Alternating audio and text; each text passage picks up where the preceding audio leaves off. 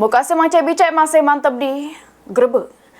Anthony, Kelvin, sama Pongki, tiga terdakwa kasus pembunuhan korban Anton, pegawai koperasi yang mayatnya dicor, dituntut Jaksa Penuntut Umum Kejari Palembang pasal 340 pembunuhan berencana dengan hukuman pidana mati yang berlangsung di Pengadilan Negeri Palembang.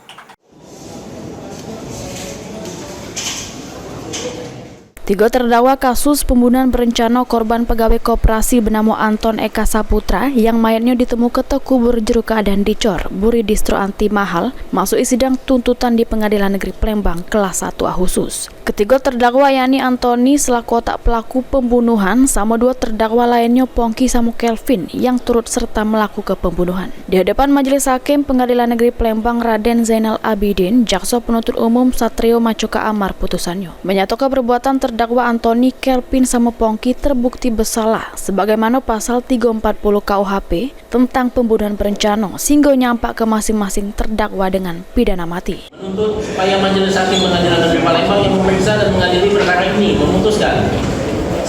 Menyatakan terdakwa Anthony alias Anton bin Amril terbukti secara sah dan meyakinkan bersalah melakukan tindak pidana mereka yang melakukan atau turut serta melakukan pembunuhan berencana melanggar pasal 340 KUHP junto pasal 55 ayat 1 ke 1 KUHP. 2. Menjatuhkan pidana oleh karena itu kepada terdakwa tersebut di atas dengan pidana mati.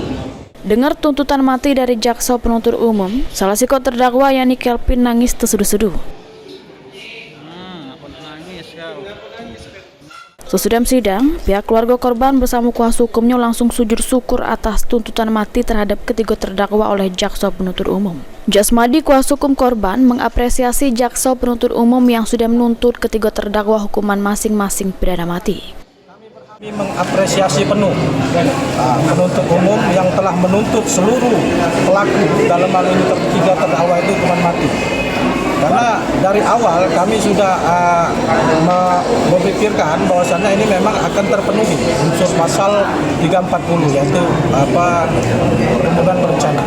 Sidang pekan depan dilanjutkan dengan agenda pledoi karena dari ketiga terdakwa merasa keberatan sama tuntutan mati dari Jaksa Penuntut Umum. Heru Wahyudi, PAL TV.